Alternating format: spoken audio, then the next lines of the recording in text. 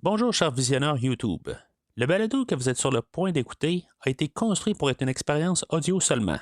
Je vous invite à télécharger en version MP3 le podcast en prenant le lien dans la description ici-bas ou vous rendre sur premiervisionnement.com.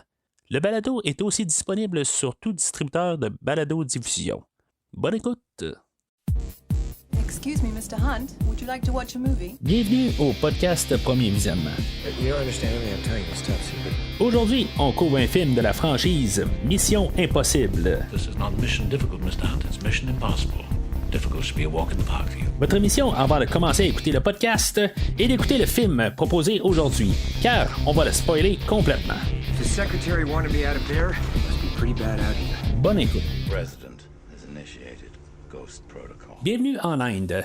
Aujourd'hui, on parle de Mission Impossible, Protocole Fantôme, sorti en 2011 et réalisé par Brad Bird, avec Tom Cruise, Jeremy Renner, Paula Patton, Simon Pegg, Léa Seydoux et Michael Nyqvist. Je suis Mathieu et... Non, je porte pas de masque. T'sais, moi, Mathieu, il porte pas de masque, simplement. Là. En tout cas, je porte jamais de masque. Je sais pas pourquoi je me plains. Là. Je me suis plaint à voix haute. En tout cas, désolé. Alors, bienvenue dans la rétrospective de Mission Impossible. On est rendu au 4e épisode dans la rétrospective. Dans le fond, le premier là, qui n'utilise pas de chiffres, que dans le fond, on commence à utiliser des sous-titres.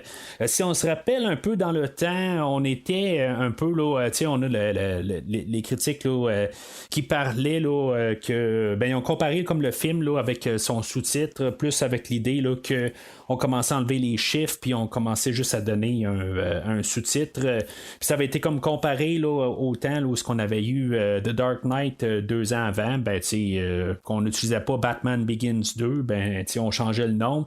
En tout cas, c'est ce que je peux lire, moi, en tant que tel. Je veux dire, je vois pas à 100% le lien. Si on aurait trouvé autre chose, là, pour dire un peu faire comme les James Bond, peut-être, là, mais en tout cas, c'est quelque chose que j'ai pu lire là, en faisant mes recherches.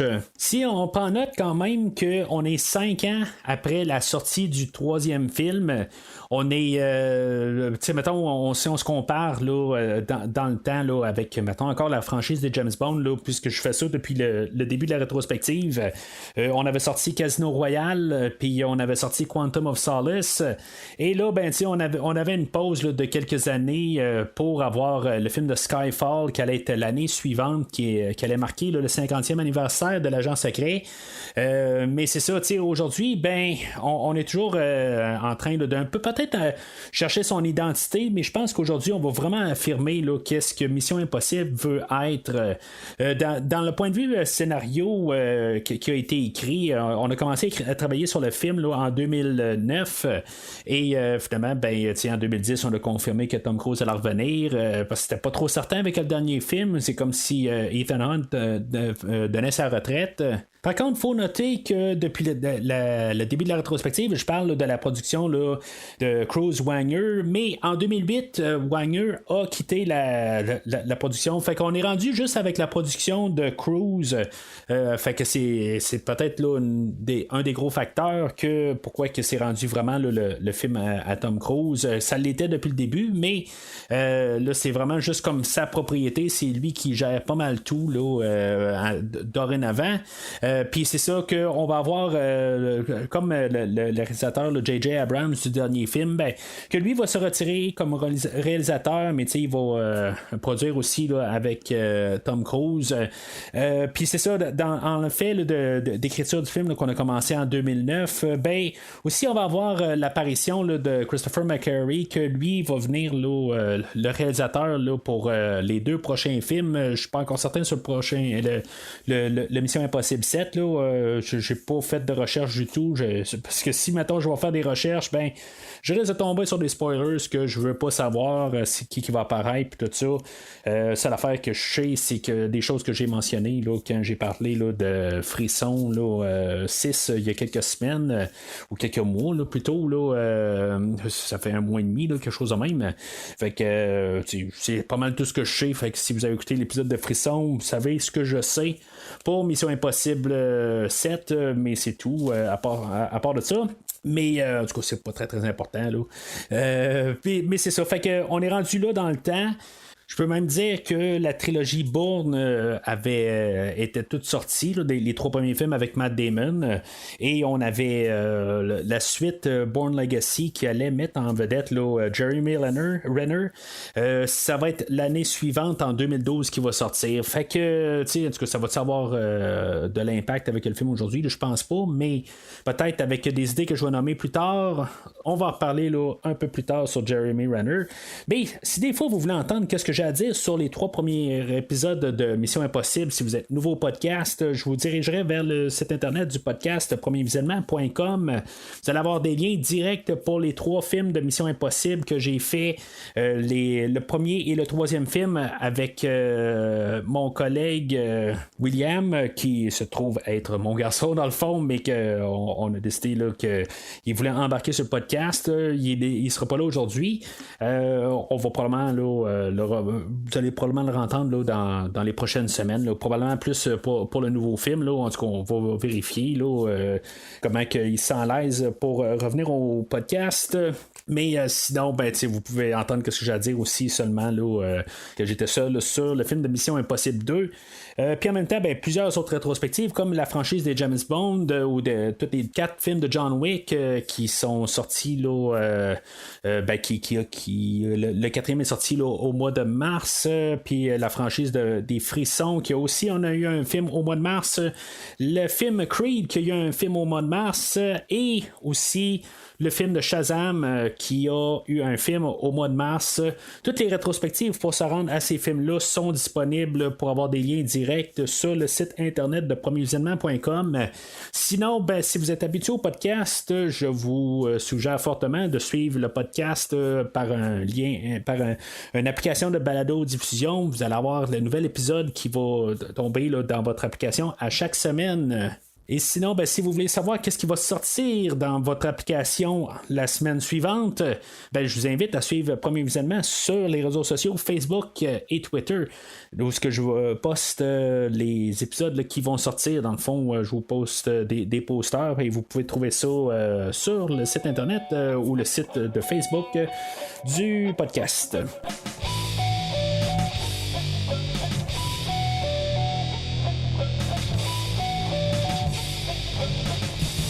Alors, le synopsis selon IMDb, le IMF est fermé lorsqu'il est impliqué dans l'attentat à la bombe contre le Kremlin, obligeant Ethan Hunt et sa nouvelle équipe à devenir des voyous pour effacer le nom de leur organisation. Fait que aujourd'hui, ben, comme toutes les missions impossibles, là, on va pas ben en profondeur en fait d'idée. Là. On va avoir une thématique qui va passer, puis ça a peut-être rapport avec les temps, puis comme j'ai dit, là, qu'est-ce que la trilogie Bourne avait apporté, est plus le côté tactique. Bien sûr, on allait avoir peut-être John Wick qui allait sortir 3 ans après le film d'aujourd'hui, mais je parle plus le côté là, de revenir plus à l'être l'espion lui-même et non juste utiliser les gadgets. C'est sûr qu'on va utiliser un peu les gadgets, mais on va y arriver avec un peu que les gadgets ne font pas nécessairement là, l'agent en tant que tel, que c'est plus les compétences qu'ils ont. Quelque chose qui avait été apporté un peu là, dans le dernier film, mais c'est surtout un peu là, avec le film d'aujourd'hui là, qu'on va peut-être marteler ça, que on va montrer là, que l'équipement que Ethan Hunt va utiliser souvent, là, que ce soit les gants pour monter là, sur les tours à Dubaï ou pour monter les masques dans les mêmes scènes, là, ben, ça va pas fonctionner à 100%. On va utiliser même un téléphone public qui est supposé de s'autodétruire là, dans quelques secondes et il va pas fonctionner. Fait que c'est un peu là, la thématique là, de plus revenir là, aux sources de l'espionnage.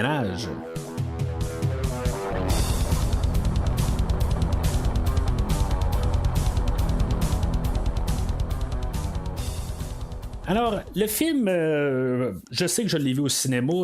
La semaine passée, j'étais pas trop sûr si je l'avais vu au cinéma, mais le film d'aujourd'hui, je suis pas mal sûr de l'avoir vu au cinéma. Puis même, je pense que je l'ai vu là, en IMAX à l'époque.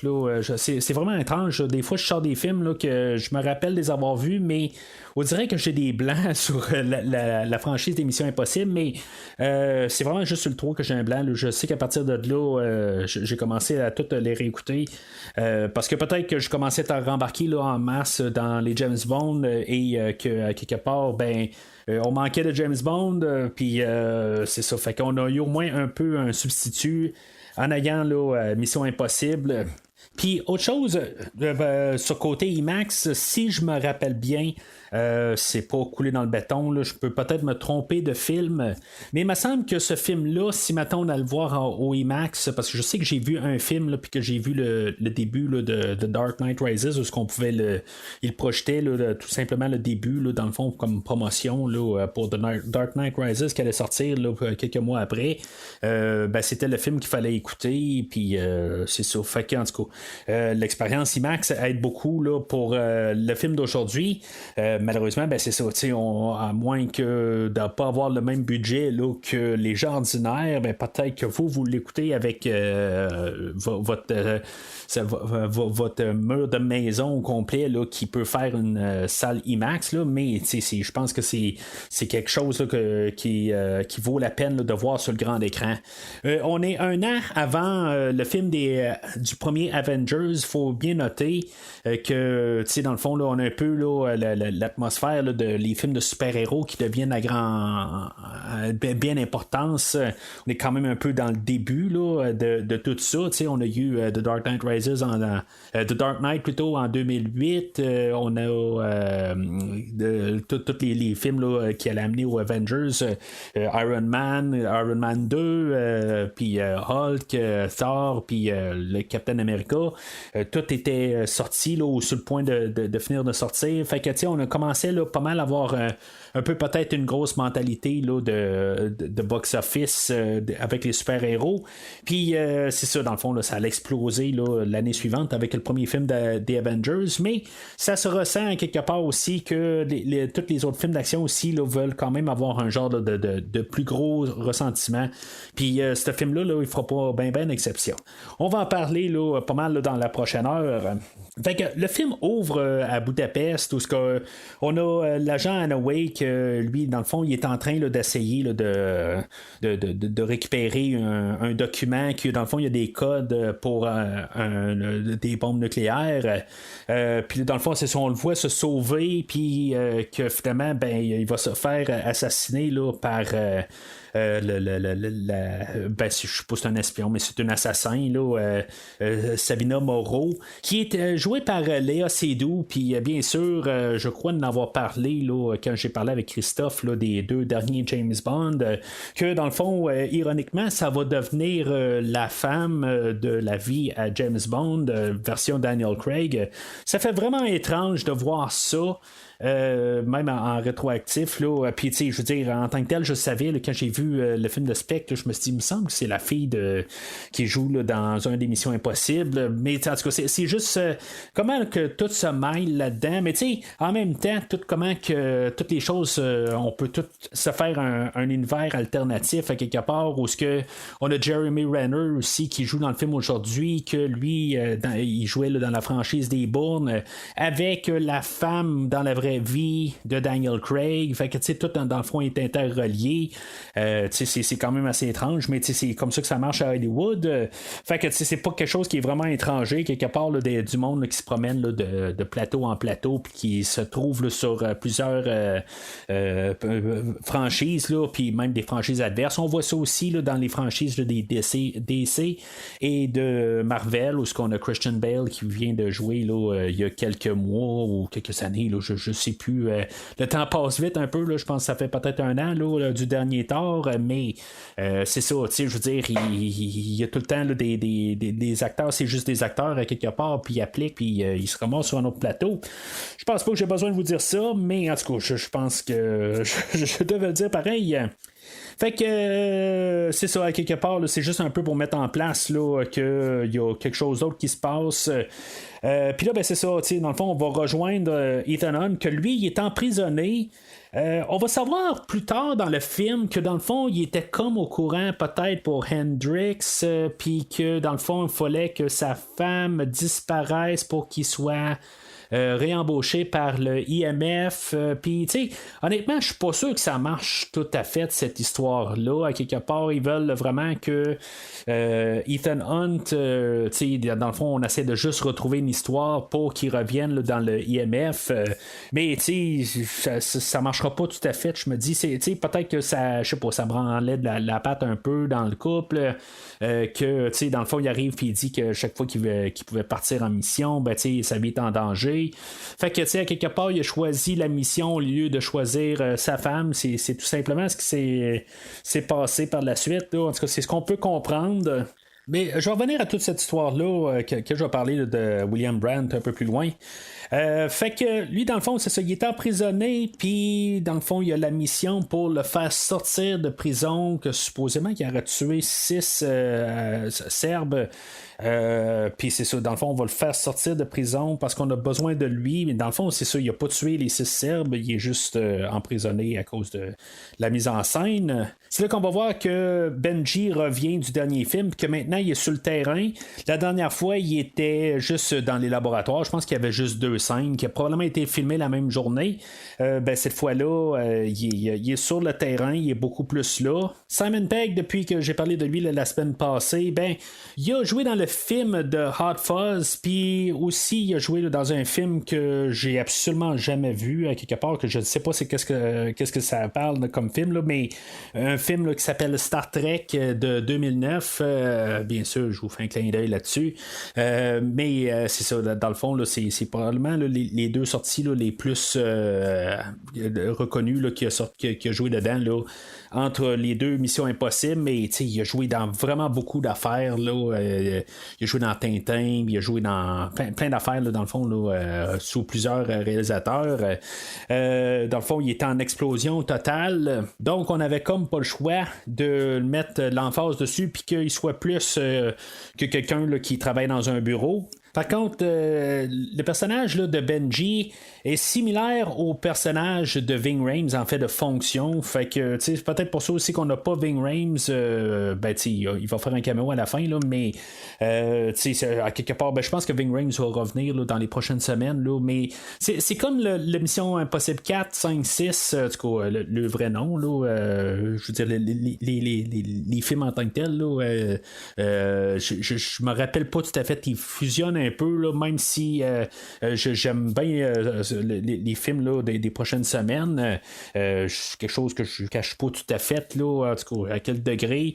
C'est quelque chose là, qu'on va parler là, à la toute fin, mais il y a des choses que je mélange là, dans les prochains films. Là. C'est pas des films là, que j'ai revisités assez souvent pour pouvoir les connaître assez. Ce qui est quand même assez le fun pour moi de revisiter ces films-là, puis il y a des affaires là, qui m'ont quasiment par surprise. Mais à dire vrai, c'est vraiment les 2 prochains là, que j'ai juste vu 2 fois chacun au cinéma et à la maison, puis c'est tout. Là, fait que c'est le film d'aujourd'hui, si je l'avais acheté en Blu-ray quand il est sorti à l'époque, puis je l'ai vu quand même quelques fois entre-temps, mais c'est ça. Ça va être plus là, dans les prochaines semaines là, que je suis vraiment plus dans l'inconnu, même si je les ai vus quand même 2 fois. Là, mais en tout cas, c'est discussion pour les 2 prochaines semaines. Mais c'est ça, tout simplement là, que Ving Rhames n'est pas là aujourd'hui, puis dans le fond, là, c'est le côté là, est pour Benji. Puis c'est ça la semaine passée, peut-être pour ça aussi qu'on regardait, là, on savait pas exactement comment incorporer Benji là, dans l'histoire, mais on voulait trouver un rôle. Puis on va remplacer peut-être Luther aussi par Jane Carter, dans le fond, l'agent Carter, qu'on va l'appeler là, dorénavant. Que dans le fond, je sais pas, c'est la nouvelle recrue. Dans le fond, elle connaît pas Ethan Hunt, mais ils connaissent Hanaway, que dans le fond, lui, s'est fait tuer au tout début. Je vais quand même aimer le fait qu'on n'a pas Luther aujourd'hui. C'est pas que j'aime pas Ving Rhames, c'est juste qu'une question de brasser un peu les cartes. Honnêtement, je pensais qu'il était là dans tous les films, puis dans le fond, là, juste qu'il soit pas là aujourd'hui, là, ça m'a pris un peu là, par surprise. Puis c'est ça, c'est juste un peu de brasser les idées. Puis là, ben c'est ça, l'agent Carter, je sais pas si elle revient là, la semaine prochaine. Honnêtement, là, j'ai vraiment un gros questionnement.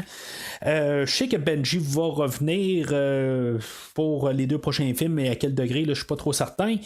Mais c'est ça, en tout cas, peut-être que vous vous en rappelez plus que moi, là, tout simplement. Là, mais c'est ça, en tout cas, l'équipe d'aujourd'hui, je trouve ça le fun. Puis j'aime bien, je trouve que quelque part, Paula Patton, qu'est-ce qu'elle apporte au personnage de Carter, elle apporte comme un peu une stabilité, peut-être un petit peu plus, elle va contrebalancer avec le personnage de Benji, que lui, dans le fond, il est toujours un petit peu plus dans le côté humoristique.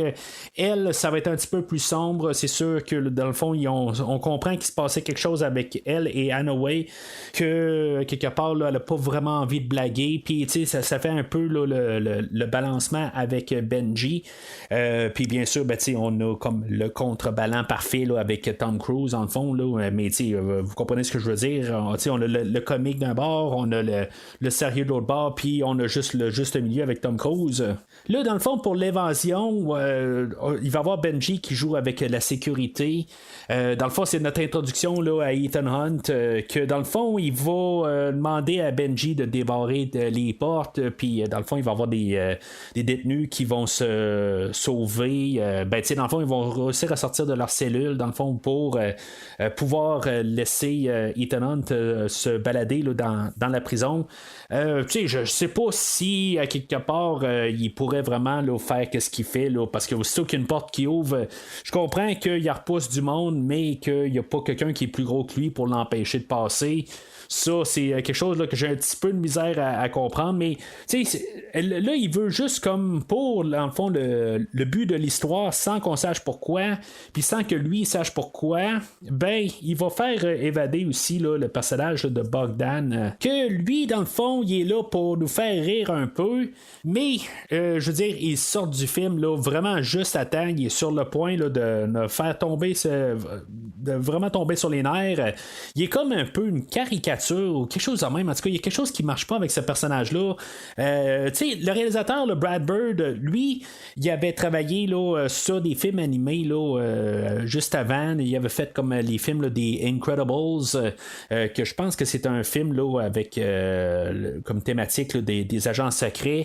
Je l'ai pas vu au complet, mais en tout cas, il me semble que c'était ça. Là, ça fait vraiment longtemps de ça. Puis aujourd'hui, là, ben, c'est ça. Dans le fond, il fait son transfert en live action. Malheureusement, je pense qu'il va avoir fait juste 2 films en live action, le film d'aujourd'hui puis le film qui va suivre, dans le fond son film après, mais après ça il va devoir retourner là, suite au non-succès là, du prochain film, ben, il va retourner au film animé, probablement qu'il est mieux avec ça là. J'ai pas vraiment vu là, les films là, à part là, une partie là, de The Incredibles, mais comme je vous dis, je l'ai écouté une partie, fait que dans le fond j'ai pas eu vraiment l'intérêt là, de l'écouter au complet là, fait que c'est pas vraiment un style que j'aime écouter. Là. Peut-être qu'un jour, là, je pourrais quand même là, couvrir là, peut-être une petite franchise, là, peut-être les Toy Story ou quelque chose de même. Là, on en parlera là, éventuellement dans un futur. Là, ils parlent d'un Toy Story 5, je pense, qu'ils sont rendus. Là, mais en tout cas, quelque chose que peut-être j'aimerais bien revisiter. Là. Ceux-là, je les ai vus. Là, en tout cas, les 3 premiers. Là, peut-être qu'on pourrait checker ça une bonne fois. Là. Mais en tout cas, c'est pas par Brad Bird, mais en tout cas, c'est plus dans la question animée. Là. Sinon que là, il va s'évader là, de la prison, puis là, c'est là qu'on va avoir le générique. Bien sûr, ben, on a encore un montage, on va avoir des séquences du film. Je sais pas si c'est une bonne affaire de toujours mettre un peu des séquences du film, mais honnêtement, je suis pas sûr parce que là, j'ai regardé les images, je me suis dit, ok, ouais, ça me rappelle peut-être quelque chose, mais finalement, ça me rappelait rien quand le film s'est déroulé. Je me suis dit, bon, ben, on n'avait pas là, de spoilers ou les divulgateurs qu'on peut appeler en français. Mais là, c'est là où je vais parler là, de la musique de Michael Giacchino, que dans le fond, que j'ai pas eu quelque chose à dire contre la semaine passée, et que même aujourd'hui, attendez-vous à la grande nouvelle que j'ai rien à dire contre lui. C'est comme 2 semaines ensuite que je parle de Michael Giacchino. Puis, dans le fond, je trouve ça intéressant. J'ai écouté là, sa trame sonore toute la semaine. Puis, c'est sûr que peut-être de l'autre côté, il va avoir. Tu sais, tellement la semaine passée, il faisait là, quelque chose d'assez fidèle à le thème là, de Mission Impossible. Peut-être qu'il nous la remettait beaucoup au visage. Il avait fait une couple de nouveaux thèmes. Puis, tu sais, il avait élaboré là-dessus. Il avait fait une très bonne trame sonore. Puis, cette semaine, ben, il va essayer de faire l'inverse. Il va jouer beaucoup avec la chanson de Mission Impossible, sauf que il va vraiment la modifier pour plusieurs moutures, ce qui vient quand même assez intéressant que dans le fond, on n'a pas un remix là, de la trame sonore de la semaine passée. Donc, Michael Giacchino, je sais que tu écoutes le podcast Premier Visionnement, puis de 2 sur 2 pour Mission Impossible, puis même de Star Trek 2009 que je parlais de tantôt là, avec Simon Pegg, ben dans le fond ça t'a fait un 3 sur 3 à cette époque-là. T'étais en feu, malheureusement t'as brûlé après. Mais en tout cas, c'est un message direct, ça touchait juste Michael Giacchino là, qui nous écoute. Sinon, ben là, notre équipe là, va se ramasser là, à une cabine téléphonique, puis là, ils vont étonnant, tout de suite, il s'en va là, il y a sa mission là, qui va se donner là, par téléphone. Puis comme je parlais tantôt, là, il y a la thématique un peu, là, c'est là où on voit que la technologie, c'est comme c'est de la vieille technologie, puis dans le fond, est en train là, de tomber en pièces. Alors, la mission les amène au Kremlin, en Russie. Puis là, ben, c'est ça, tu sais, dans le fond, là, on a Benji là, que lui là, se plaint qu'il n'y a pas de masque. Puis dans le fond, je me demande pourquoi qu'ils n'ont pas de masque. Dans le fond, là, c'est marqué là, dans la mission qu'ils vont faire ils vont se déguiser comme 2 autres personnages, mais qui n'ont pas exactement là, les allures de Benji et de Ethan Hunt. Alors pourquoi mettre la mission en péril quand il pourrait juste utiliser des masques? Mais c'est ça, à quelque part, tu sais, les 2 derniers films ont quand même pas mal abusé des masques, surtout le deuxième, là, tu sais, on s'entend, mais quand même, là, les 2 derniers ont quand même beaucoup là, utilisé les masques, puis c'est sûr, le film, un peu, là, comme je disais un peu plus tôt, ils veulent revenir un petit peu, là, juste sur le côté tactique, puis juste un peu le vieil espionnage, peut-être quelque chose aussi qu'on voyait là, comme plus dans peut-être les vieux James Bond, que dans le fond, c'était juste des petits gadgets, comme dans les 2 premiers, là, Sean Connery, là, Dr. No et Bon Baiser aussi. Mais c'est ça, fait que ils vont s'infiltrer. Le côté à l'agent Carter, elle, dans le fond, elle va faire la surveillance, c'est elle qui va s'occuper là, de rentrer un drone.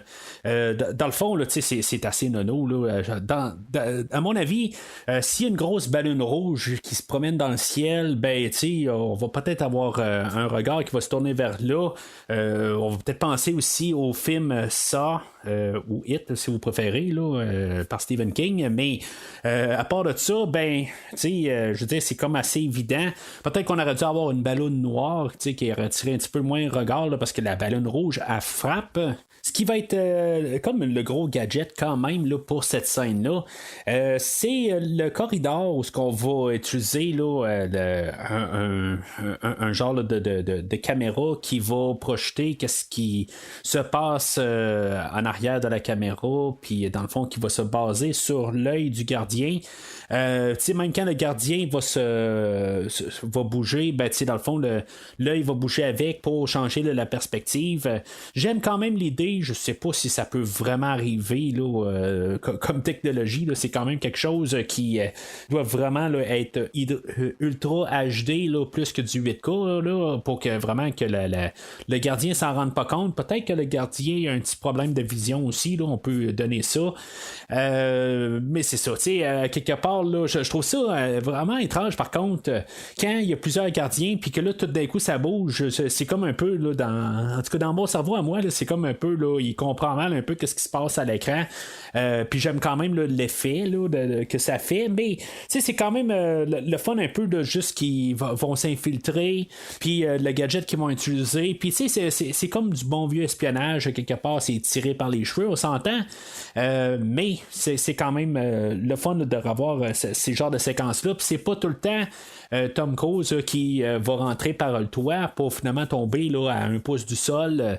C'est le genre de choses qu'on a fait au dernier film là, 3 fois. Mais ça va être pas mal peut-être la grosse séquence là, d'infiltration dans le film aujourd'hui. Puis c'est le fun que ça a un sentiment de fraîcheur. Puis même ce qui rajoute le fait de sentiment de fraîcheur, c'est que quand on pense qu'on arrive à l'objectif de la mission, ben ils doivent avorter la mission parce qu'il y a quelqu'un qui est passé avant eux et que dans le fond là, ils sont comme pas démasqués, mais dans le fond la personne qui est passée avant envoie sur tous les réseaux le réseau là, de la sécurité, dans le fond il fait semblant que lui il fait partie de l'équipe qui ont infiltré, puis que dans le fond ça l'alerte toute la sécurité qui vont rechercher des cambrioleurs ou du monde là, qui sont à l'interne.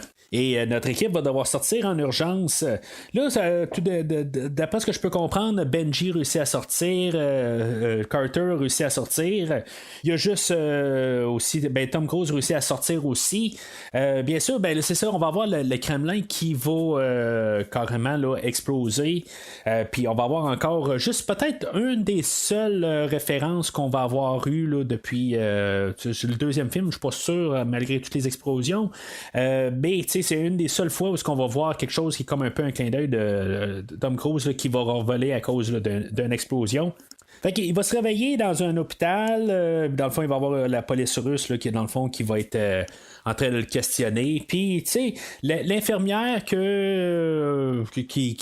sait que dans le fond le patient il est menotté, j'imagine, en tout cas, elle va foutre des papiers dessus. Puis lui, dans le fond, il va voler un trombone pour pouvoir se détacher. Encore un petit peu, là, juste utiliser là, les ressources que Ethan Hunt a.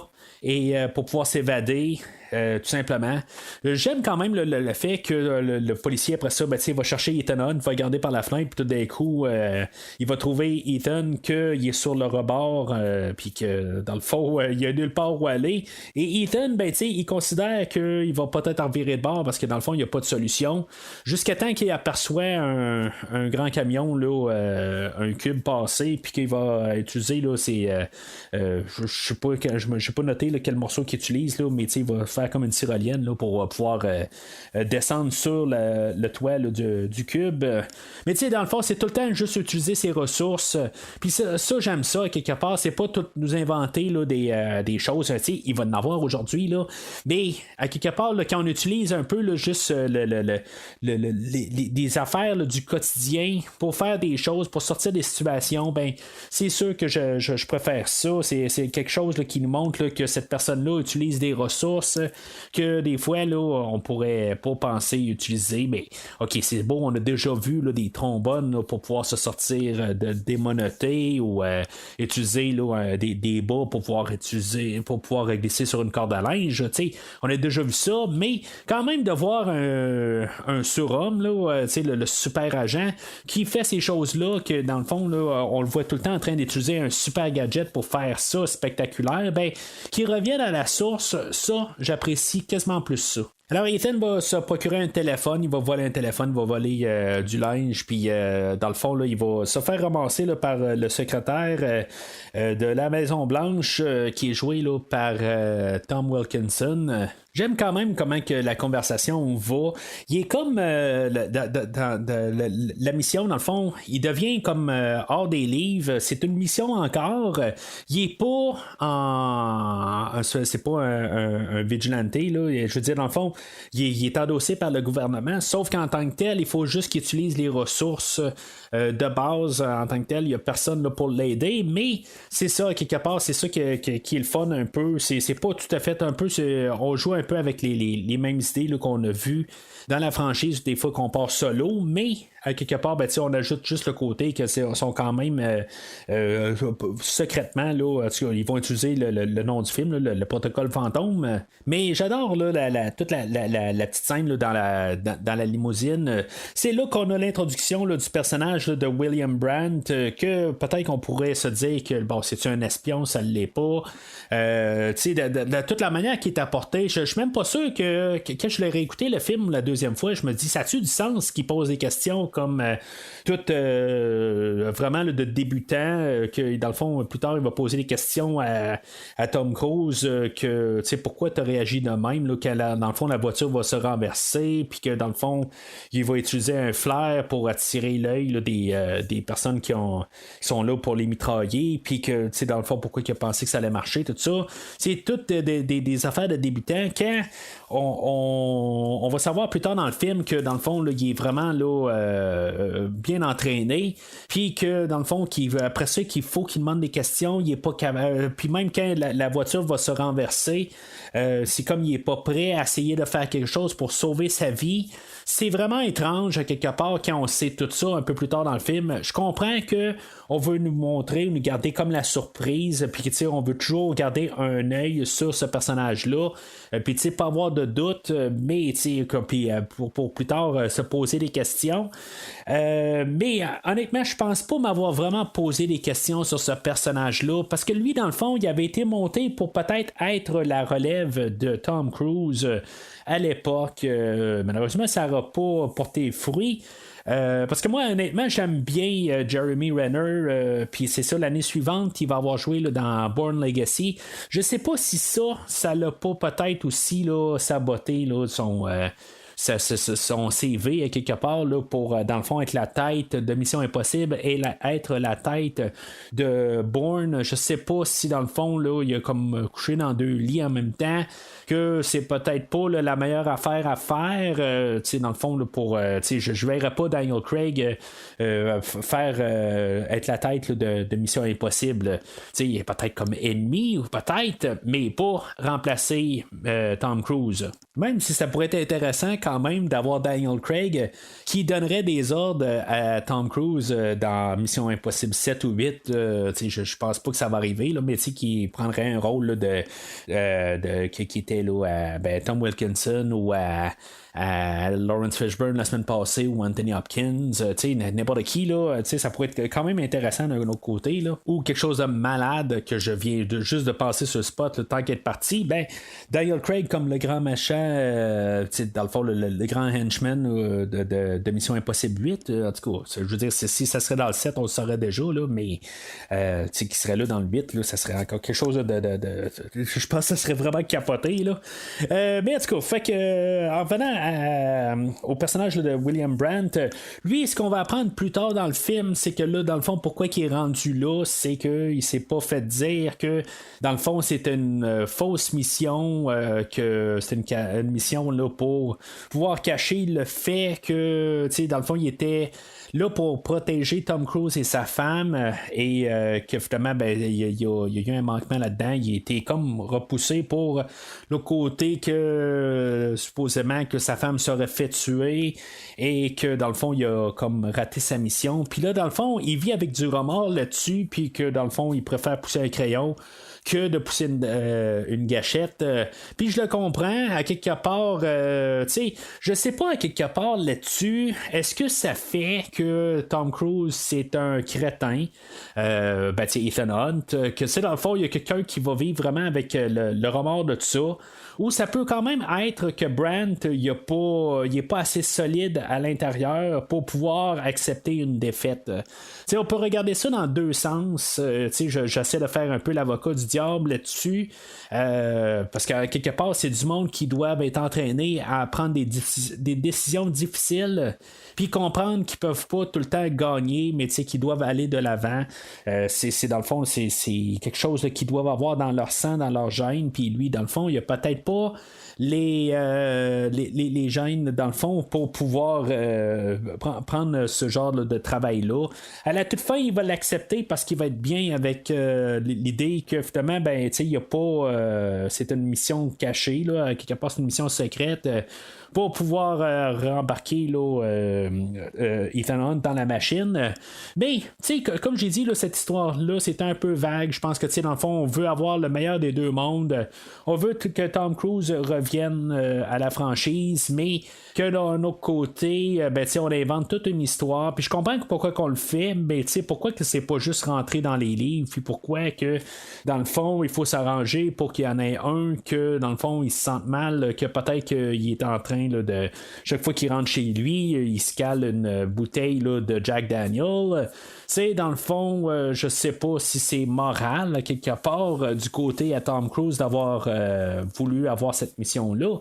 C'est pas correct là, dans ce côté-là. Fait que dans le fond, pendant qu'ils ont leur conversation dans la limousine, ce que je peux comprendre, c'est dans le fond, c'est la police russe qui vont se mettre à tirer sur la limousine, puis dans le fond, ils vont tuer là, le secrétaire d'État, puis que dans le fond, ils vont se ramasser là, dans une rivière, puis dans le fond, ils vont réussir à sauver de là. Puis là, ben, c'est ça, dans le fond, on va devoir rattraper un train, puis ben, en tout cas, juste pour finir quand même, c'est vrai, la police, tu sais, quelque part, là, c'est sûr qu'eux autres sont après un terroriste. C'est pas juste un voleur là, d'étagère, là. Il a pas volé là, un paquet de gomme, là, tu sais, je veux dire, c'est quelqu'un là, qui a fait sauter le Kremlin, là. Fait que c'est sûr qu'il pose pas bien de questions. C'est sûr que ça évoque peut-être des questionnements un peu là, avec les États-Unis puis la Russie, le fait qu'ils ont tué là, le secrétaire d'État, là. Mais en tout cas, on va pas aller là. Il y a quand même là, des questions qui se passent, puis il y a beaucoup des frictions. Là, fait que c'est sûr qu'on va pas reparler, puis je pense que c'est plus une question là, d'avoir donné une mission à Ethan Hunt pour pouvoir là, avoir une direction au film. Fait que dans le fond, ils vont devoir rattraper un train, c'est le cargo 47. On a comme une petite scène là, où dans le fond, ils doivent trouver là, le train qui s'en va, puis dans le fond, il y a comme des obstacles. Tu sais, dans le fond, c'est comme tout le film, là, il y a tout le temps quelque chose qui se passe. Puis, tu sais, dans le fond, il y a tout le temps un obstacle là, dans leur chemin, il y a tout le temps quelque chose, juste dans le fond, pour compliquer là, la vie, puis tu sais, c'est ça, quelque part, là, là, dans le fond, c'est pas aussi simple que ça pour pouvoir rentrer là, dans le train. Il faut qu'il y ait une confirmation là, par les yeux là, de l'agent, puis dans le fond, il est pas capable là, de se mettre les yeux là, dans la machine, parce que là, il y a des poteaux qui arrivent, tout ça. Tu sais, dans le fond, c'est juste un petit peu là, pour rajouter un petit peu de suspense, puis de s'amuser un petit peu. Mais c'est ça, après, fait que finalement, ils vont réussir à rentrer dans le train, puis ils vont rejoindre l'équipe là, de Benji et de Carter. C'est là qu'on va comprendre un peu plus là, c'est qui, dans le fond, qui les a pas trahis, mais que dans le fond, que c'est qui a volé les codes là, avant que les autres se ramassent au Kremlin.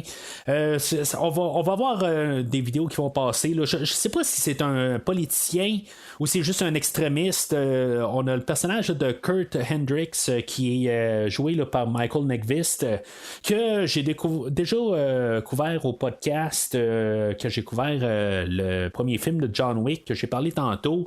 Honnêtement, ce qui est plate dans le film aujourd'hui, là, dans le film là, de John Wick que j'ai réécouté, il n'y a pas trop longtemps, là, parce que dans le fond, comme vous pouvez peut-être vous douter, là, j'écoute des fois le podcast est enregistré un petit peu d'avance et que John Wick est sorti là, il y a 2 semaines de ça. Fait que j'ai écouté là, il y a 2-3 semaines de ça, j'ai écouté le premier John Wick, puis il est vraiment plus magistral. En tout cas, il y a une bonne performance dans John Wick, mais qu'est-ce qu'il y a dans le film aujourd'hui? Je veux dire, dans le fond, il est là pour avoir un visage au méchant, tout simplement. Honnêtement, c'est comme ce personnage-là n'existe pas. C'est probablement le pire personnage ennemi dans toute la franchise depuis le début. Il y a comme absolument rien de ce personnage-là. C'est vraiment dommage. À l'époque, je crois qu'il était reconnu là, pour la franchise, là, le Dragon Tattoo, là, The Girl with the Dragon Tattoo, qui est un film, là, je pense que c'est allemand, si je me rappelle bien. Là, c'est une franchise, je l'ai en Blu-ray que j'ai écouté à l'époque.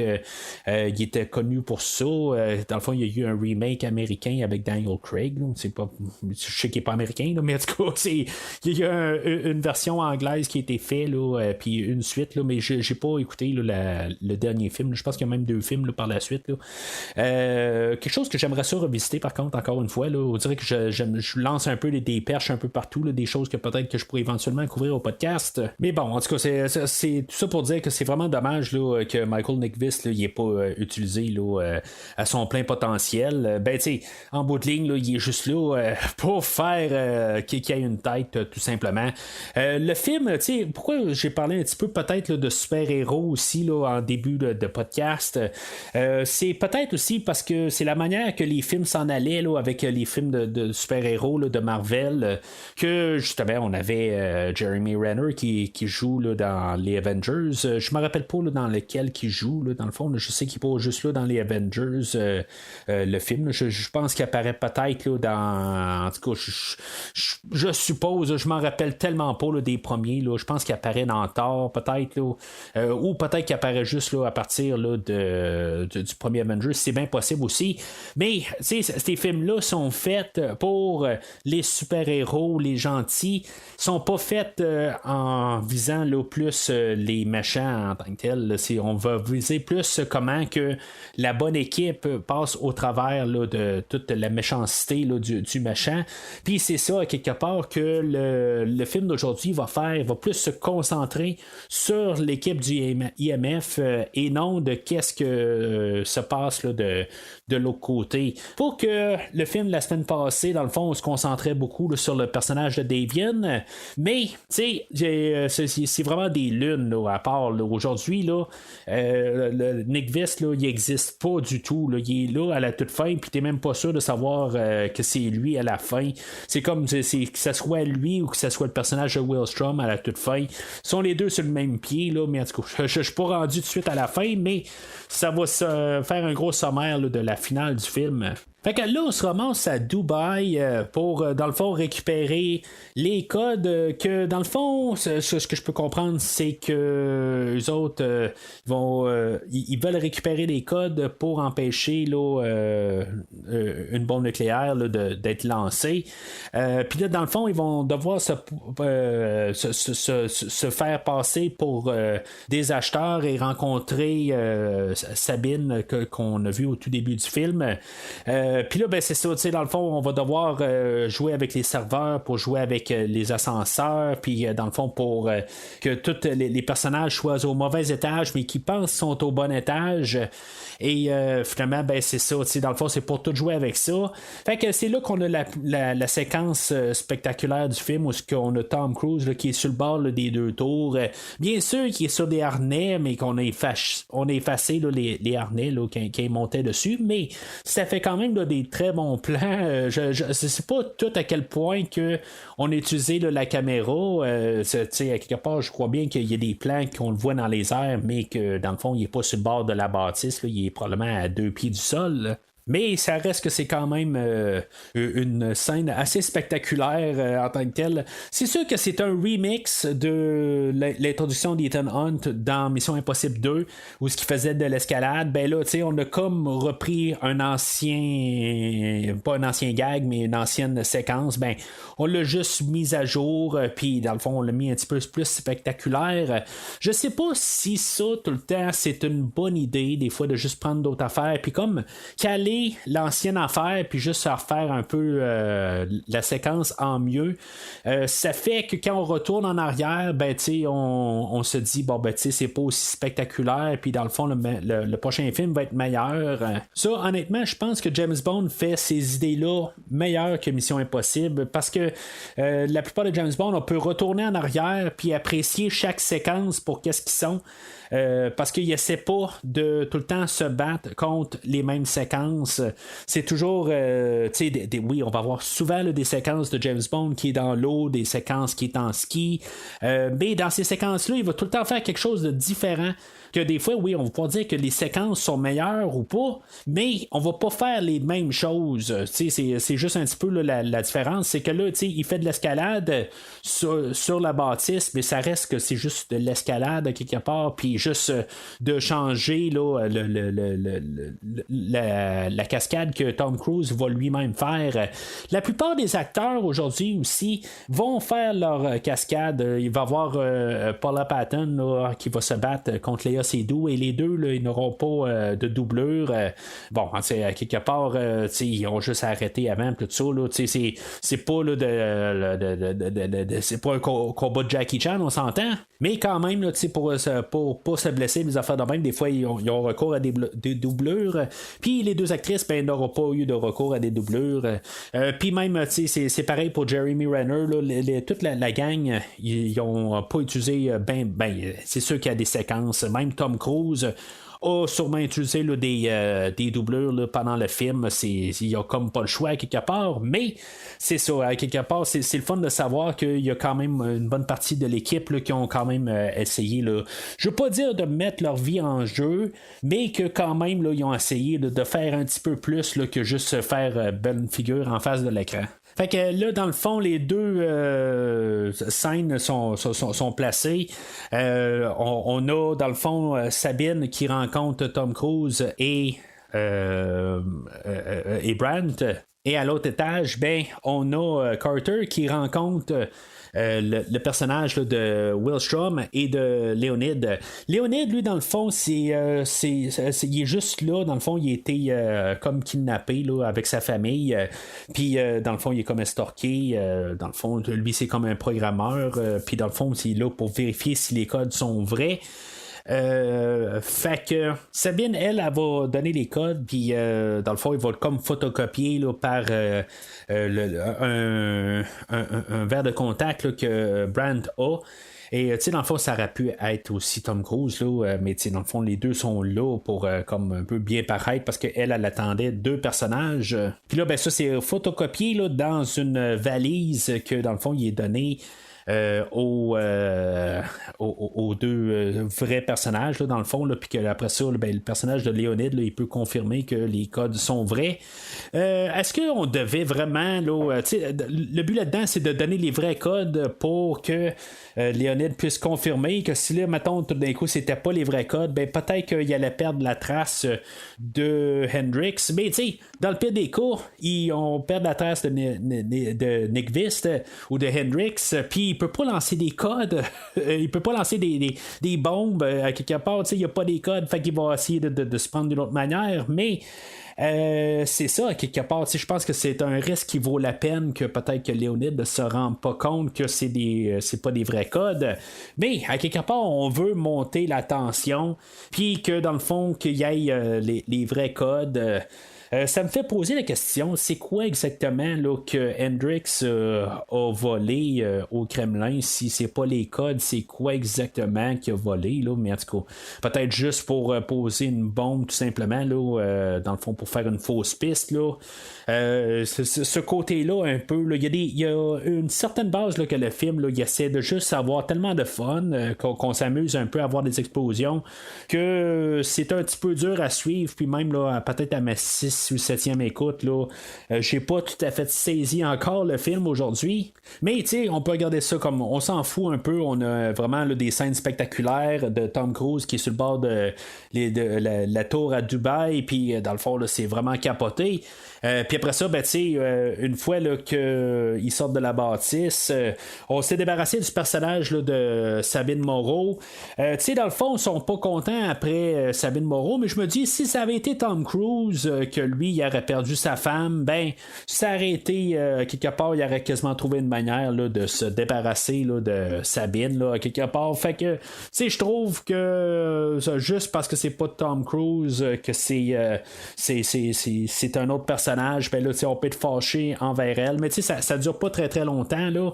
Mais c'est ça, fait que Ethan va se mettre à la poursuite là, de Will Strom parce que lui il a descendu le personnage de Léonide. Je sais pas ce qui se passe avec sa femme et son enfant quelque part. J'imagine qu'ils vont les libérer, mais c'est ça. Il a exécuté là, le personnage de Léonide. Il y a la police qui va avoir traqué là, Ethan à l'hôtel, mais il va devoir comme se débattre d'eux autres. Il va partir à la poursuite de Will Strom, mais c'est ça, il va tomber là, dans une tempête de sable, puis dans le fond, quand il va rattraper Will Strom, on va savoir que Will Strom avait un masque, puis que finalement c'était pas Will Strom, c'était Hendrix qui était là, dans le fond, mais Will Strom existe aussi, je sais pas, on dirait qu'ils veulent tellement avoir un peu là, des tournures d'histoire, mais ça a comme pas de sens que, parce que Will Strom existe. Si maintenant il y aurait eu un punch pour qu'on pense que Will Strom et Nick Vist c'était le même personnage, ou Nick Vist ou Hendrix, l'acteur, j'aurais pas de. C'est plus facile pour moi de dire Nick Vist, ça a l'air. Mais si mettons le punch a arrêté que on pensait que c'était deux personnages, mais que finalement c'est un personnage, j'aurais compris, mais en bout de ligne, on s'en fout, ça sert absolument à rien, c'est qu'il soit deux personnages ou un personnage, c'est pas important. Puis plus tard, on va revoir le personnage de Will Strom, que dans le fond il va l'aider à lancer les missiles à la toute fin du film, fait que dans le fond ça sert absolument à rien, c'est juste dans le fond pour avoir des visuels de plus, mais c'est comme j'ai dit, ça fait peut-être apporter plus de questions. Enfin, ça veut dire que Nick Vist aussi a accès à une machine à fabriquer des masques, que dans le fond c'est une taupe du IMF aussi. Dans le fond ça fait juste poser des questions. Alors peut-être au début du film, là c'est quasiment de la spéculation. Pendant tout le film là, on voit Tom Cruise qu'il prend un téléphone, qu'il parle à quelqu'un, puis on sait pas c'est qui. Puis dans le fond je pense que c'est dans le fond il essaie de rejoindre Bogdan pour venir la rejoindre, pour qu'il soit connecté à un marchand d'armes, puis que dans le fond là, ce marchand d'armes là, dans le fond il va lui donner la piste de retrouver là, Hendrix, qui va être rendu là, en Inde, à Mumbai.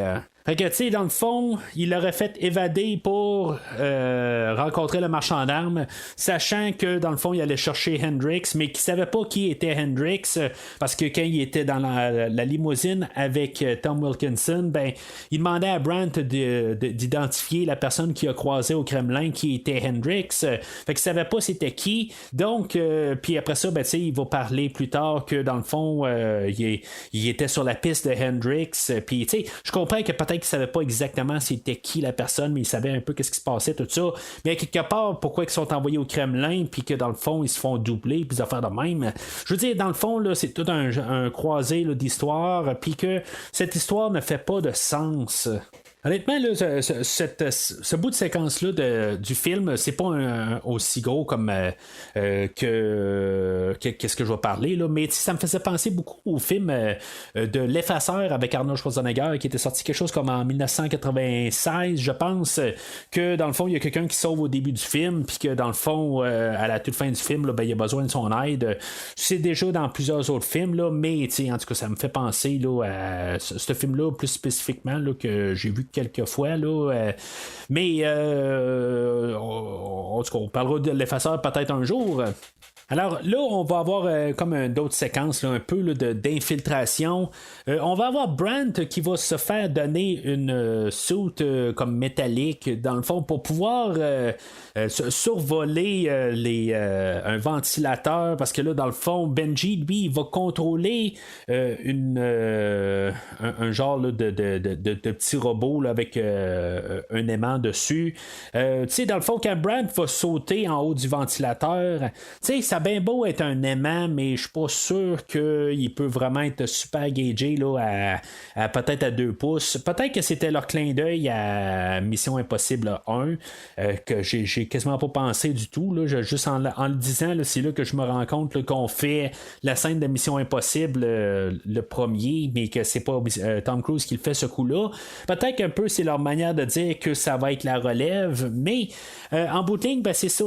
Dans le fond, il va avoir son infiltration qui va ne servir absolument à rien parce que le système va crasher et que dans le fond, il va devoir sortir de là. Oui, ça va être un peu spectaculaire parce que là, on va devoir partir les ventilateurs, mais tout ça va être fait à l'informatique. On s'entend qu'on n'a pas Jeremy Renner là, qui est dans un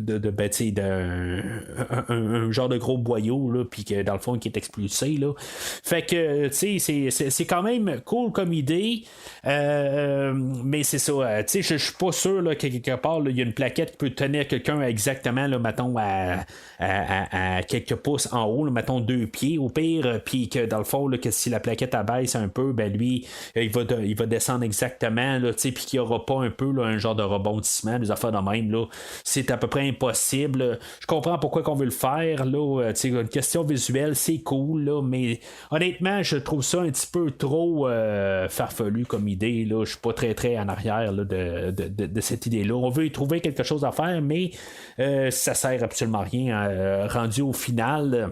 Il y a l'agent Carter qu'on va utiliser dans le fond là, vraiment là, comme pour séduire le personnage de Bridgenorth, que lui dans le fond c'est lui qui a accès pour pouvoir lancer là, les bombes nucléaires. Tu sais, à quelque part c'est juste que ça revient là, à les choses de base. À quelque part la femme est là pour séduire, puis les gars sont là pour pouvoir faire la grosse job spectaculaire. Mais cela dit, je peux pas dire que je déteste la robe de Madame Carter. Mais en tout cas. Fait que pendant tout ce temps-là, ben on a Hendrix que lui aussi, là, il va infiltrer là, où ce que la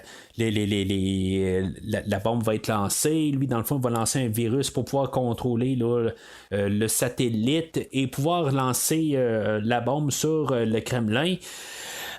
Puis dans le fond, ben, c'est là où ça va faire crasher le système que Brandt essaie de contrôler.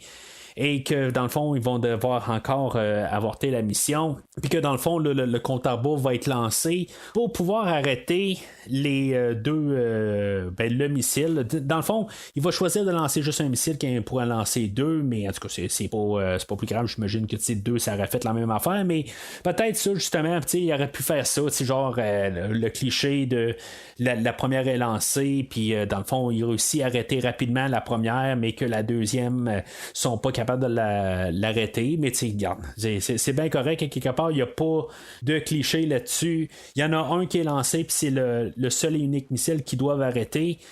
Fait que dans le fond, ce qui va se passer, c'est que Wellstrom, lui, va détruire les relais. Fait que dans le fond, ils sont pas capables de rentrer en communication avec le missile. Le missile est lancé. Tu sais, on va avoir Benji qu'il va avoir 3 minutes, quelque chose de même là, pour pouvoir replacer là, toute la salle des serveurs, des affaires de même. Là, c'est impossible. Là, on s'entend là, qu'il peut pas tout replacer le filage là-dedans. Puis surtout qu'il va pas prendre les 3 minutes pour replacer le serveur, dans le fond, parce que c'est lui qui va descendre au final, Wellstrom. Puis, tu sais, dans le fond, ça va finir là, que, dans le fond, tous nos 4 personnages là, vont comme s'enchaîner toutes pour finalement sauver, là, dans le fond, là, le monde là, d'une guerre mondiale ou une guerre nucléaire. On va avoir d'un côté Benji qui tue Wellstrom, qui est en train d'empêcher Brandt de repartir le courant, que finalement Carter est à côté de la salle des serveurs pour repartir le système, que finalement Tom Cruise, que lui qui est en train d'aller chercher la valise qui a comme le bouton pour pouvoir faire avorter le missile, que lui puisse peser sur le bouton, puis tu sais, dans le fond tout s'enchaîne là, dans le fond c'est comme un peu un travail d'équipe, mais c'est ça, dans le fond là, c'est toute la poursuite pour se rendre aussi là, du côté à Ethan Hunt, que dans le fond il va mettre en valeur là, une BMW. Dans les années 90, on avait James Bond qui mettait en valeur là, pas mal les BMW là, pour 3 de ses films là, avec Pierce Brosnan, puis après ça, ils sont retournés avec Aston Martin. Mais faut croire qu'on a décidé que c'était Mission Impossible là, qui allait maintenant là, être le porte-parole. Là. Pas le porte-parole, là, mais peut-être là, eux autres là, qui allaient mettre dans le fond là, les belles voitures là, de BMW là, là, à l'écran.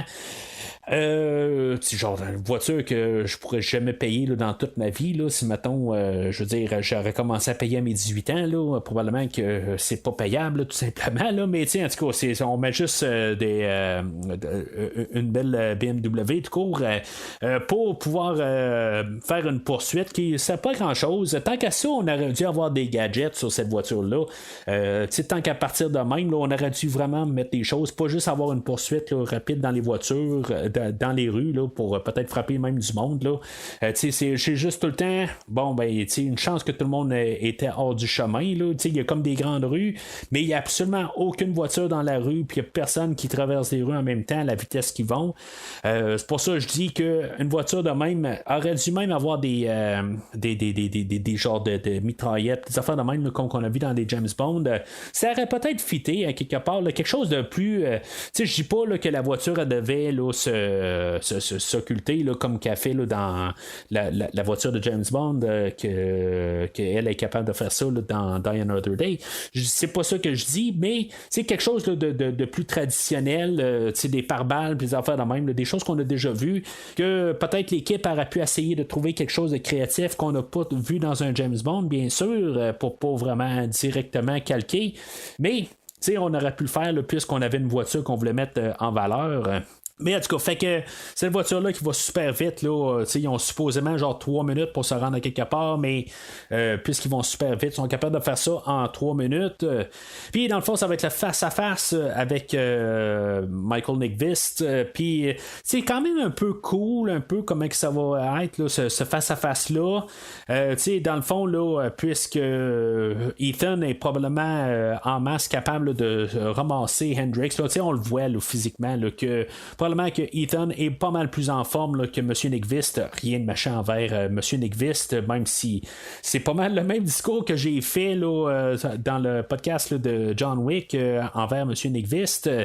Mais c'est ça, on va s'arranger pour que Ethan se foule une cheville, puis dans le fond, ça le ralentit, puis ça fait de même.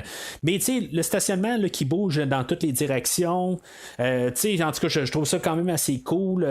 Il y a des bouts qui ont été filmés à Vancouver. Dans le fond, les endroits qu'ils disent pendant le film, là, ils ont filmé à Dubaï, ils ont filmé là, où le Kremlin, ils ont filmé à Budapest. Mais c'est ça, il y a des endroits là, qui ont été construits, là, comme cet endroit-là a été construit, puis ça a été fait là, à Vancouver. C'est, dans le fond, c'est quand même un peu drôle, là, quelque part. Là. Je m'attendais pas que tant qu'à ça, tant qu'ils ont mis tant d'argent sur le film, ils ont quand même trouvé des endroits où que peut-être ça coûtait moins cher de construire au Canada. Fait que c'est probablement ça un peu là, qu'ils ont sauvé là-dessus. Mais je me dis, les voitures ils bougent, mais il n'y a personne en bas. Dans le fond, il n'y a pas de gardien là, qui garde les voitures. Dans le fond, les voitures, ça monte, ça descend. C'est quand même assez spectaculaire. Ça a l'air que ça existe quand même, là, ces genres de stationnement-là, mais dans le fond, là, ça a été peut-être un peu réarrangé quand même là, pour le film, là, mais c'est quand même pas pire. Mais là, c'est ça, c'est ce qui est quand même un peu le fun, puis que malheureusement, ça va sur un personnage qui est fait en carton, que dans le fond, il y a juste son étiquette dessus, je suis le grand méchant du film. Ben que lui, Michael Nyqvist, quelque part, quand Ethan réussit à le rattraper, ben il dit qu'il est prêt que dans le fond, il veut la valise. Ben l'autre, dans le fond, il est prêt à mourir pour sa cause, que en bout de ligne, là, il va prendre la valise, puis qu'il va se tirer en bas. Donc, normalement, ça ne donnerait pas le temps à Ethan de réussir à aller rechercher la valise et arrêter le missile. Je trouve ça quand même assez comme fin, à quelque part, que le méchant se tue lui-même, même s'il n'est pas très très mort. Là, à quelque part, là, il réussit à comme se rendre, voir Ethan qu'il a réussi à arrêter le missile. Mais c'est ça, à quelque part, qu'il est dédié à sa cause. Je pense que ça fait quand même là, les les extrémistes dans ce cas-là, les plus dangereux au monde, quelque part, quand ils sont prêts à mettre leur vie en jeu pour leur point, quelque part, c'est ce qui est le plus dangereux. Puis, tu sais, quelque part, son plan, il n'est pas arrivé, puis dit, il n'a pas essayé de plus tuer Ethan. Tu sais, dans le fond, il a dit, regarde, je peux pas le battre, tu sais, je vais me tuer, puis il réussira pas. Là, Ethan, lui, il va embarquer là, dans une voiture, puis, dans le fond, ça va être le coussin gonflable qui va l'empêcher de se faire tuer. Je suis pas sûr à quelque part que même le coussin gonflable, il pouvait sauver Ethan Hunt. Honnêtement, là, de la hauteur qui tombe, je pense que la voiture, elle serait pas mal rendue aussi épaisse là, qu'une boîte de pizza. Je pense pas qu'il aurait resté grand-chose, mais bon, quelque part, là, c'est juste un peu spectaculaire quand même là, de voir cette... tu sais, l'idée est bonne à quelque part, mais je pense pas que c'est réaliste, là, pas pour Saint-Saëns. Mais en même temps, on a vu Tom Cruise faire tellement là, des affaires malades là, pendant le film, même aujourd'hui, là, que je pense qu'on aurait pu trouver là, quelque chose là, aussi débile à faire, qu'il aurait pu sauter là, de planche en planche, là, ou plutôt comme les ascenseurs là, pour les voitures, là, il aurait pu s'arranger. Là, mais à quelque part, je comprends que c'est plus vite. Le plus drôle aurait été que s'il descend avec la voiture, que pendant qu'il est en train de tomber, qu'il tombe sur une autre planche qui est en train de monter, qui l'empêche de tomber au sol. Là, je pense que ça aurait été la meilleure à quelque part, que finalement il manque à cause d'un mauvais calcul, quelque chose qu'il n'a pas vu venir, mais en tout cas ça arrive pas et le film finit, dans le fond la mission est terminée. Puis dans le fond, là, qu'il arrive puis qu'il dit assez fort, on va nous le rappeler là, 2 minutes plus tard quand on va voir le caméo là, de Luther, que dans le fond il va dire mission accomplie, puis ça marche pas, puis dans le fond ça se passe en même temps là, que nos 3 autres agents sont en train là, d'essayer là, de réactiver le système. Puis tu sais, dans le fond c'est juste quand même pour qu'on nous le répète un peu plus loin. Je l'ai trouvé quand même assez drôle que quand on a le caméo là, de Luther, il dit là, t'as-tu vraiment dit ça tout fort? Tu sais, moi je m'imagine juste dans le fond quand Ethan Hunt il est en train de compter ça à Luther, il dit, tu sais, là j'avais la valise en face de moi, puis là j'ai crié mission accomplie, puis ça marchait pas, tu sais, dans le fond qu'il est en train de compter. En tout cas, je me semble que c'est juste très étrange, mais tu sais, en tout cas c'est quand même le fun là, de voir Luther, puis en même temps, tu sais, ça nous dit que c'est il y avait probablement en train de filmer un autre film, quelque chose de même, là, il pouvait pas apparaître pour le film, puis que Ving Rhames il fait juste faire un petit caméo, puis je trouve ça le fun à quelque part là, ça nous laisse pas en plan avec l'idée que, tu sais, on a eu beaucoup d'acteurs qui sont passés là, on avait le personnage de Baird dans le 2e film qu'on a vu, que dans le fond qui est pas revenu là, dans le fond qui était comme métamorphosé là,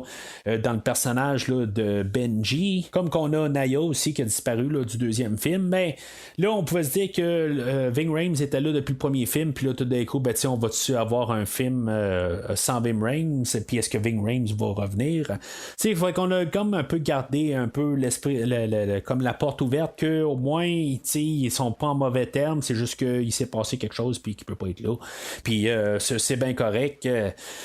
Puis dans le fond aussi on nous établit là, dans le fond là, qu'est-ce qui s'est passé là, dans le fond, pourquoi que Tom Cruise il est rendu encore il est retourné dans l'IMF, puis pourquoi que dans le fond il est vécu pas heureux avec sa femme là, du dernier film, puis c'est ça, on nous laisse comme avec l'idée là, que elle a sorti du système, dans le fond là, elle est plus avec lui, mais elle a-tu une autre identité, tu sais, on sait pas tout à fait, en tout cas on sait qu'elle est encore vivante. Si mettons il veut faire quelque chose plus tard, ils vont pouvoir faire quelque chose. C'était pas juste une mission. Avec la manière que le film finit, on comprend qu'il va continuer à faire d'autres missions puis qu'il retourne pas avec sa femme. Je trouve ça le fun que aussi elle va faire un caméo. Quelque part, mettons qu'on pense là, à Kelly McGillis, là, bon, c'est peut-être là, parce qu'elle avait tellement changé physiquement, pourquoi qu'ils l'ont pas repris là, pour le 2e film de Top Gun, mais en quelques années, là, Michelle Monaghan apparaît encore très bien. Là, dans le fond, il n'y aurait pas eu de gêne là, du tout de l'avoir aux côtés de Tom Cruise. C'est sûr que peut-être qu'on voulait là, juste un peu changer les choses, puis dans le fond, que peut-être qu'elle aussi, là, elle avait d'autres choses là, de planifier. Elle est encore actrice encore aujourd'hui, fait que peut-être là, de juste faire un peu la continuité là, du rôle, là, si c'était pas quelque chose là, qui l'intéressait. Puis en même temps, on a eu une histoire d'amour les 2 derniers films, fait que il faut quand même un peu changer les choses, puis que ça ne vire pas en histoire d'amour. Dans le fond, le plus près qu'on a aujourd'hui, il y a Tom Cruise qui va embrasser Paula Payton aujourd'hui, juste un peu pour provoquer un peu là, pour que le personnage là, de Bridgenath, dans le fond, il y a un genre de petite jalousie, quelque chose de même, là, puis qui essaie là, dans le fond d'embrayer dans son plan. Mais quelque part, je pense que même ça aurait pu peut-être même saboter le plan. Quelque part, là, peut-être que Bridgenath, justement, il aurait dit, regarde, là, c'est pas ça me tente pas de l'amener là, dans ma chambre. Là, je veux dire, il y a quelqu'un d'autre qui est là, puis ça me tente pas tout à fait. Mais en tout cas, c'est des choses là, que je pense que juste parce que c'est Tom Cruise, on peut se permettre des affaires, puis c'est lui qui run le show, c'est le show de Tom Cruise. Mais c'est ça, à quelque part, je pense qu'on voulait pas encore là, la même affaire que les 2 derniers films. Puis, dans le fond, j'aime quand même là, que juste que, dans le fond, avec la petite scène de fin, j'aime beaucoup ça qu'on a comme dit que, dans le fond, on l'a pas flushé. Ça existe encore, là, ces personnages-là sont toujours là, que si on veut faire quelque chose avec, que Ethan Hunt, là, c'est pas un salaud. À quelque part, il a choisi de retourner là, avec l'Impossible Mission Force. Mais c'est ça, à quelque part, là, il a dû sectionner là, son lien avec sa femme. Mais l'autre côté, il est là un peu là, en train de tout le temps là, quand même la surveiller. Puis à quelque part, au moins il pourrait la laisser avoir une autre vie tant qu'à ça. C'est ce que je me dis. À quelque part, il ne devrait pas tout le temps rôder alentour d'elle. Là. Mais c'est ça. À quelque part, là, elle, dans le fond, elle va devoir être juste peut-être là, tout le temps se cacher. Si mettons elle décide là, de passer à autre chose. Je sais pas exactement. Là, je spoiler, je sais qu'elle revient là, au moins une fois, là, mais je sais pas si c'est définitif. Là, si mettons va apparaître là, peut-être là, dans le 7 et le 8, là, ça je suis pas certain. Mais comme j'ai dit, c'est une actrice qui travaille encore. Sinon, on nous laisse avec quelque chose que je ne crois pas avoir remarqué là, dans un visionnement antérieur, qu'on va nous mentionner que le syndicat a pris le contrôle des drones. Je ne sais pas si c'est les drones américains ou de l'IMF, mais en tout cas, il faut croire que l'IMF est réinstauré après là, la mission, le succès là, de la mission de Ethan Hunt. Mais c'est ça, on mentionne le syndicat qui est le gros ennemi là, de l'IMF là, depuis la série des années 60, puis que dans le fond que c'est ce qu'on nous promet là, pour le prochain film. Là, dans le fond, sachant ça, je l'ai bien noté cette fois-là, il parle des drones, puis je sais pas si maintenant on va parler des drones qui vont être avec le syndicat là, dans le prochain film, mais ça va être pour la semaine prochaine.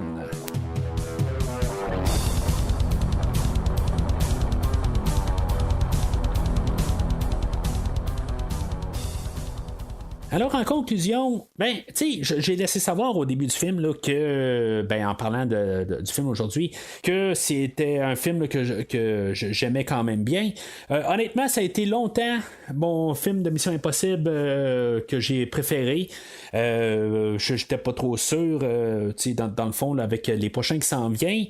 Mais honnêtement, je pense aujourd'hui, à force d'en parler puis comprendre que l'histoire, dans le fond, là, elle marche pas tout à fait. C'est un peu n'importe quoi. Quand aussi je me suis rendu compte que les motivations à Ethan Hunt, que dans le fond que le Brandt doit payer pour ça quelque part, qui se fait pas comme répondre, dans le fond qui peut-être qu'il rentre à la maison comme je disais tantôt, puis que dans le fond il est en train de se saouler à chaque soir, que éventuellement peut-être qu'il va se coller une balle dans le fond du crâne, tout ça pour que Ethan Hunt reprenne du service. J'ai comme un petit peu un dégoût là, sur le personnage de Ethan Hunt en pensant à cette histoire-là. C'est sûr que c'est pas quelque chose que je penserai plus la semaine prochaine quand on va parler du nouveau film, mais le film étant ce qu'il est, là, le film a perdu vraiment beaucoup dans mon estime. C'est un film que je vais endosser. À quelque part, là, il fait sa job. C'est un bon film de montagne russe. C'est possiblement là, le meilleur quand même, là, malgré tout, pareil. Je veux dire, il y a plus d'âme que le film de la semaine passée, même si c'est pas où ce qui s'en va. Honnêtement, je pense que l'histoire, c'est la plus mêlée dans toute la gang. Il y en a beaucoup qui ont de la misère à suivre là, le premier film, mais je pense que je comprends beaucoup plus le premier film que le film d'aujourd'hui. C'est sûr que il y a plus de fun dans le film d'aujourd'hui. On essaie d'avoir plus d'idées pour nous mettre à l'écran dans le visuel, puis ça paraît. J'ai pas nécessairement besoin d'avoir toute l'histoire. Je pense que dans le fond, on va pas mal à côté quand même. Là. Le 1 et le 4e, c'est pas mal là, au même pied. Quelque chose que je pensais pas arriver tout à fait, là, que j'ai commencé là, la rétrospective. Là, je pensais pas mal arriver là, en parlant là, des 4 premiers films. Là, quelque chose comme le 4, largement meilleur. Après ça, le 1, le 3 et le 2. Dans cette lignée-là, mais c'est ça, à quelque part, là, j'ai rebaissé là, qu'est-ce que je pense là, pour le 4e film, mais ça reste quand même là, une Mission Impossible là, acceptable. Je pense qu'il y a plus d'âme que le dernier film, là, comme je disais là, la semaine passée, là, c'est ça que j'avais un petit peu de misère, il était un petit peu trop juste par l'écriture 101, il était comme trop parfait, on mettait quelque chose, puis dans le fond on revenait un peu plus loin avec cette idée-là, mais le film aujourd'hui a un petit peu plus là, on a un petit peu plus confiance en l'auditoire, puis ça paraît, la vision est meilleure, mais c'est juste le côté scénario puis l'histoire, il aurait pu avoir un petit travail, puis c'est ça, ce qui est plate en quelque part, c'est que l'écriture finale, ça a été fait là, par le réalisateur de la semaine prochaine. Fait que je sais pas ce que ça va redonner comme film, si ça va être aussi mêlant. C'est sûr que si c'est autant mêlant, je suis pas sûr que je vais pouvoir endosser ça autant là, que je suis d'accord avec le film d'aujourd'hui. Fait que c'est pas mal tout pour aujourd'hui. La semaine prochaine, on va parler là, de Rogue Nation, qui est le 5e film là, de la franchise là, des Missions Impossibles. Entre-temps, n'hésitez pas à commenter sur l'épisode d'aujourd'hui, sur le post sur Facebook ou sur le post sur Twitter. N'hésitez pas à republier sur votre page, republier n'importe où, de parler du podcast à des gens que vous pensez qui pourraient être intéressés là, à entendre quelqu'un parler de Mission Impossible à chaque semaine, ou parler là, de plusieurs autres franchises comme les Rambo, les Terminator, plusieurs autres franchises que j'ai couvertes au podcast. On va couvrir les 5 ans du podcast cet été avec un film là, de Arnold Schwarzenegger. Puis dans le fond, là, n'hésitez pas là, à voter là, sur le film, là, mais ça risque d'être pas mal évident là, que ça va être le film là, de vrai mensonge là, qui va gagner là, sur ce post-là. Mais en tout cas, ça fait quelques semaines là, qu'il est sur le Facebook du podcast, mais n'hésitez pas à voter là, pour le film là, si des fois vous pouvez faire brancher ça d'un autre sens. Mais sinon, sachez que ce podcast s'autodétruira dans 2 minutes.